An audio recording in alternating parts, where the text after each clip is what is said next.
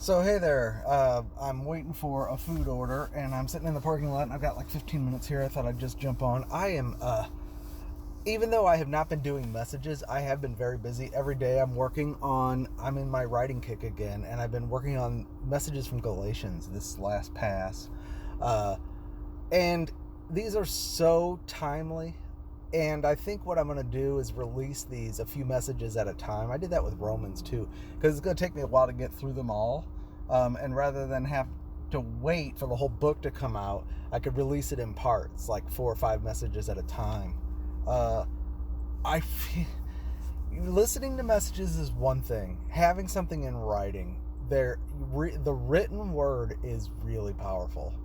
I'll just leave it at that. I mean, I hope that you're a reader. I've heard that you can judge a person who they are by what's in their bookshelf. We are what we read, and people don't read anymore, which is really sad. And if you're not reading, it's just, well, you will just leave it at that. It's sad, but these Galatians messages are really good. And one of the things I was working on today, I'm in chapter 2, where Paul talks about how he saw that Peter and those who were practicing hypocrisy by shrinking back from the Gentiles were not walking according to the truth of the gospel. He said, I saw that they were not walking according to the truth of the gospel. And I've been thinking about it a little bit lately. How can we articulate what does it mean to walk in the Spirit? And later he talks about let us walk according to the Spirit. And I really believe that walking according to the Spirit and walking according to the truth of the gospel are the same thing. Eventually, you're walking in agreement with principles governed by a vision. You're not just aimlessly walking around because, the course of your life is not just what are we going to eat? What are we going to drink? What are we going to do tonight? That's the Gentiles. We do have to think about those things, but that is not the course of our life. And the course of our life is not, I want to get a job so that I can have a house, and in that house I want it to be really nice, and I want to have a good retirement, and I want to have that. No, that's not what we're walking according to either. That's still the course of the Gentiles. We're also not walking according to the law. We're not trying to figure out how many points we can earn by rule keeping. That is still, all of these things are walking according to the flesh. I did a message called Be a Friend of God and Not a Dog. And Jesus said, I call you friends and no longer slaves, because a slave doesn't understand what his master is doing. But I call you friends because I'm telling you what I do and why, basically. I'm letting you into my heart. A friend is sympathetic and shares the same feeling and burden, and can participate with you in forwarding your purposes out of a delight because they see the same thing you do, and they will spontaneously add something complimentary. Whereas a slave doesn't understand what you're doing, but waits for your order. A slave will say, okay, what does my master want me to do today? And the master will say, well, clean the horse stall. It doesn't matter why. The master told me to do it. Whereas a friend would say, man, I love horses. And you realize, my friend loves horses, and I love this friendship, and I love horses too. I'm really into this horse thing. I think that we should have a nice stall, and I should clean it up and make it really good for the horses. Now, it's kind of a silly example, but the slave is just cleaning it because his master told him to. But the friend is doing it out of a shared delight. Maybe the friend didn't have to say, hey, will you go clean the stall? It wasn't even a thing. He just shared his love for horses with him, and they communicated it together to the point. Like, I've got friends who do music with me, I don't have to tell them to practice their instrument, and make it sound good and use more vibrato and work on their tone, and then they go, well, why do you want vibrato there? Why should I work on my tone? No, they love the music. I love the music. I say, hey, I'm gonna, like I did some Christmas videos with the cellist. I just say, hey, I want to do some videos. He's like, yeah, I want to do some videos too. He drives over to my house. We put the cameras up. He picks some tunes, I pick some tunes, and we play them, and it's a mutual thing. That, if I was just paying a session guy $75, I would say, okay, we're going to do these tunes. I need you to be here at 3 o'clock. We will be here for exactly 45 minutes. And I didn't like the way you played that. I didn't like the way you played that. No, there was none of that. No, what we put together was what we put together, and it was a mutual thing. These are weak examples compared to what Christ wants. Christ wants friends who actually see his heart and then respond out of their own delight. And I did 2 messages. I did one that was be a friend of God and not a slave, where I was talking about just commandments, but then I was talking about be a friend of God and don't be a dog. Dogs are even worse than slaves. Slaves at least have their own self-interest. They'll go, well, if I clean the horse stall and my master likes it, I might get a promotion and get to work on the whatever he may have some vision, but a dog literally is responding in the moment for instant gratification. Either the sound of your voice, where you go, oh, good girl, good boy, good girl. They love that, and their tail wags, so they do a little trick or something. They don't know why they're doing a trick. My dogs don't know why they're going to the kennel. It's because it's time for us to eat. They just know that when they go to the kennel, they get a treat. That's it. That's the extent of their motivation. That's what someone who's working for a wage or working for a reward is limited by. A law person walking according to the flesh can only be motivated by what gratifies them or what will give them an advantage. So either they get the carrot and the stick, they'll either get a praise or their fear of punishment, and so that's why they do it, or they think they'll get a reward at the end of the day. Maybe it's a little better than the instant. A dog is afraid if he poops on the floor, I'm gonna yell at him, but he knows that if he goes outside, he may get a treat, so he's gonna do that, right? It's instant gratification. A slave thinks if I don't clean the stall, I might get demoted or yelled at, but if I do it well, I might get a promotion or a reward. It's still self-interest. It's just a little more it's just a little more far-sighted. But a friend isn't thinking about themselves. When my friend came over to record the music yesterday, he wasn't thinking, what do I get out of this? We're not going to get anything out of it. We posted that on Facebook, and we were looking at the stats, and people, we got like 400, 500 views, and the average view length was 10 seconds. How many hours did we record yesterday?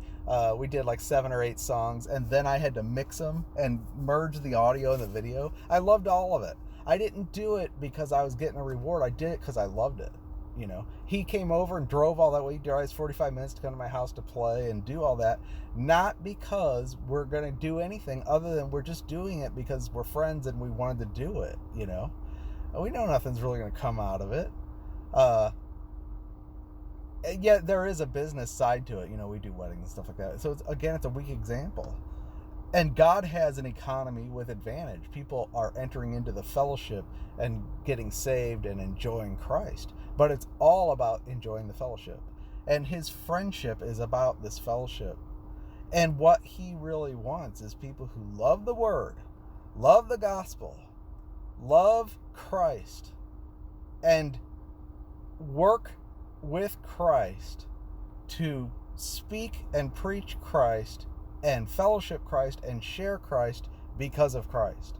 Not because they're going to get a reward, not because they're going to get punished if they don't, and oh, good boy if you do. No, this is what we do. This is who we are. Music is who I am. You can't take that away from me. Christ is who I am. You can't take that away from me. And this is what it means to walk according to the Spirit. I really believe this more and more, that walking according to the Spirit is walking according to the truth of the gospel, where you are saturated with a realization of what's true because of Christ. And it issues in a fellowship with you and the Lord. You're aware that you have everything in Him and He's done everything for you. You are aware that you are complete in Christ, lacking nothing. You are aware, because of the spirit of sonship in you, that you are no longer, there's no spirit of bondage unto fear. You're not in debt. You're not a debtor, but an heir. An heir of God and a joint heir with Jesus Christ. And if He didn't withhold His Son for you, how shall He not also freely with you give you all things? And He wants your joy to be full. And He wants you to know Him. And He wants you to share Him with others so that your joy may be full. And He wants you to share with others so that you may have fellowship with the Father and with His Son, Jesus Christ. That's why the apostles ministered. They did it because they were friends with Jesus. That's really it. That's the root of the motivation. And when Peter shrank back from eating from the Gentiles, he was being motivated by the old wage system of religion and slavery. He was afraid because certain men came from James, from the circumcision, and he knew that by eating with the Gentiles, he was going to lose prestige and reputation in the Jewish religion.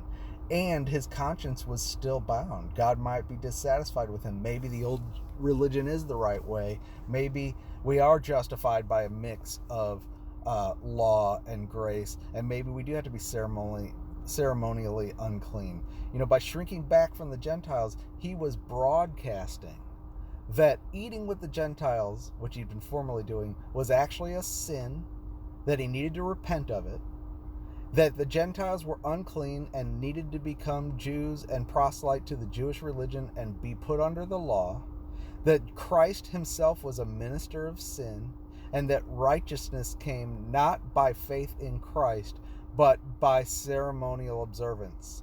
All of that was communicated in Peter shrinking back from the Gentiles, not because, if somebody just was eating with the Gentiles, it wouldn't be a big deal, but because of who Peter was and because of the kind of influence he had, it was a big deal. And Paul said, I saw that they walked not according to the truth of the gospel. Peter was bound up with a spirit of bondage and fear in servitude. He was being brought into bondage to men. His crown was being stolen, and it was affecting everybody. So Paul rebuked him publicly. Now, because Peter was a person who was in the Spirit and can be appealed to on the basis of the gospel, he received the rebuke.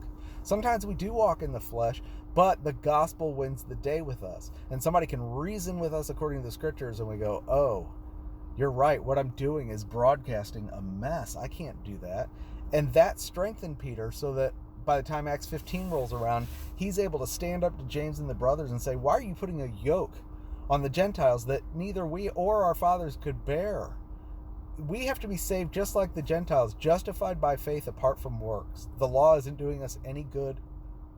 You can't put it on them, and we're not under it either.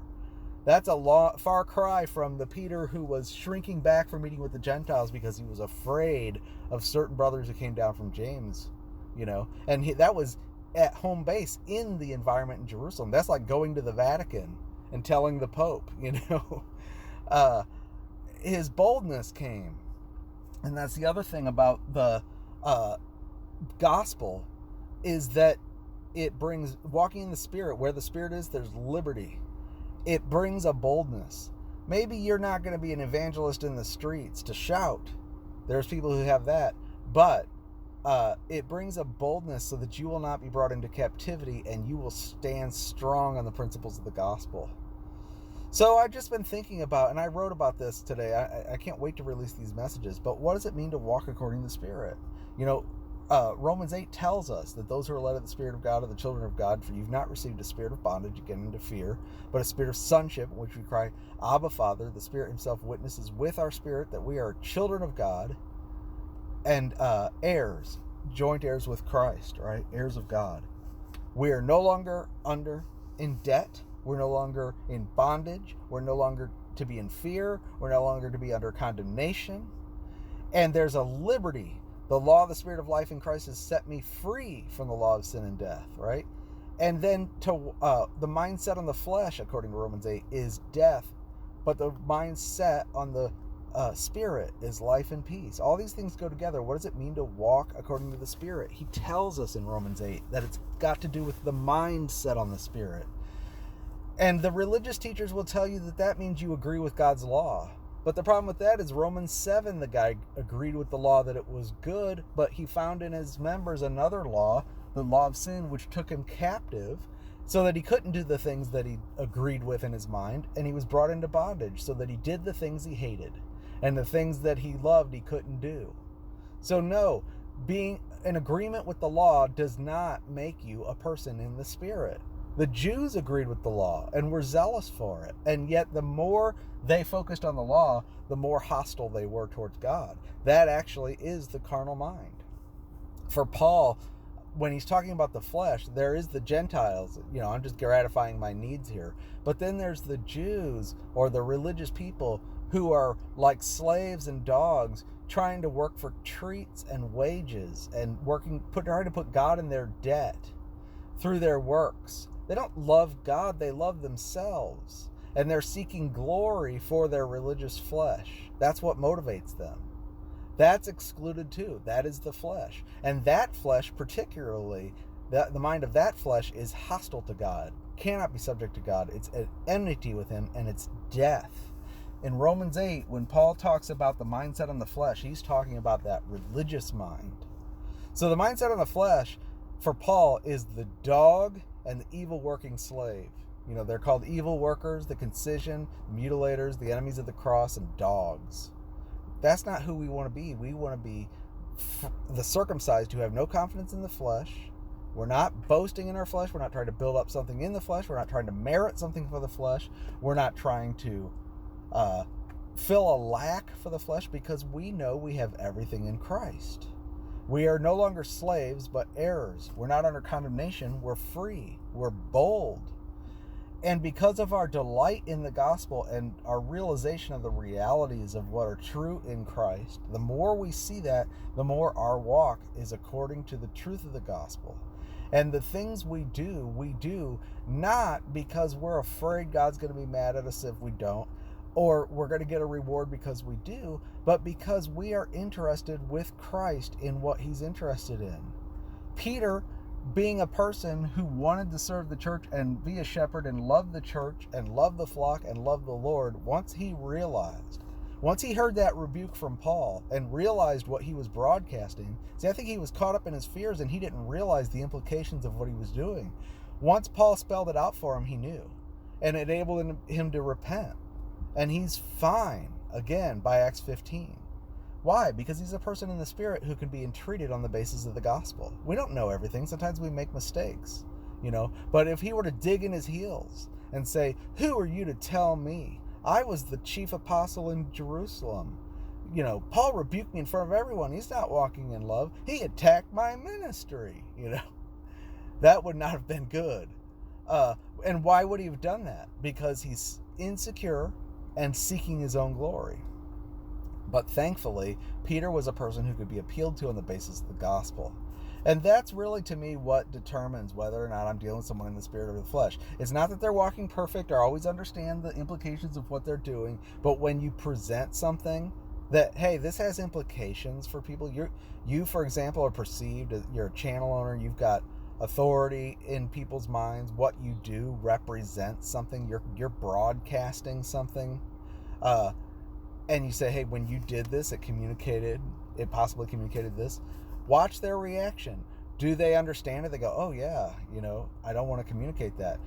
Why? Because you're afraid God's going to punish you if you do? No, it's because you genuinely care for your subs, and you genuinely care for the gospel. You genuinely care about the difference between sheep and wolves, or false doctrine and true, and you want to make sure that you are broadcasting a message that's always food.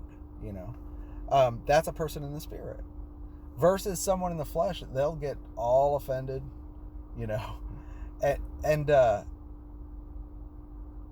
the offense comes from you're still trying to hold on to your own thing, and you're working for a wage, and you think somebody can take something from you, and you think God's going to take something from you, or man's going to take something from you. You know, you are still trying to hold on to what's your own, and you're motivated by something other than just the joy of the fellowship. It's tough, man. Having a YouTube channel is really tough. Being in ministry is really tough. You get attacked all the time. And one of the reasons I don't talk a lot lately is because I don't want to respond from the flesh. So I'm waiting sometimes for certain seasons to pass and certain things to kind of die down before I talk, because I don't want to speak to the situation, or I don't want to respond to a situation. You know, wait on the Lord, because I want my channel to come out of that joy of fellowship, not something else. But that's really, to me anyway, what does it mean to walk according to the Spirit? It is not a matter of rule keeping, being more spiritual. It really has to do with what is your eyes set on, what are you delighting in? You know, how does God appeal to you? Does he have to give you the carrot and the stick and say, well, you get a reward, you get a crown if you preach the gospel? Maybe, you know, I'm trying to get crowns and rewards. Or do you do it because, like Jesus said, I have food that you know not of? You know, the apostles said, Master, have you eaten anything? Well, yes. Spiritually, I just had this fellowship with the adulterous woman at the well, and talked about the living water. And she's got, you know, saved. She believes who I am, and she's going up to go get the whole village, and they're all going to get saved. And I am immensely satisfied because the living water is flowing. My joy is full. They didn't understand that because they weren't in the Spirit yet. They hadn't received the Spirit. But Jesus said that's food that they don't know of. There's food here. It's a feast. There really is a feast. And serving the Lord is out of the feast. It's a satisfaction, not a work. You know, we don't forbid good works, but we don't have to talk about it like works, because John shows us that it is a matter of satisfaction. And I think we need to be up to date in our speaking. When people talk about works, they're talking about wages and debts and rewards and punishments, because they think like dogs and slaves. So it's better for us to talk about friendship and feasts and satisfaction and living water and fellowship and enjoyment, because that's where the heart of the whole thing is, and that's where the Spirit flows. And to walk in the Spirit is to be in that pulse of enjoying Christ. Why do we do things? Man, this is my satisfaction. You know, how could I not do it? This is who I am. Okay, I had to go get the food. This took longer than I thought. Hopefully that makes some sense. This is just kind of speaking from inspiration based on what I was writing today. I can't wait to get some of these messages out. In the next few days, I'll start publishing them and giving links. Take care.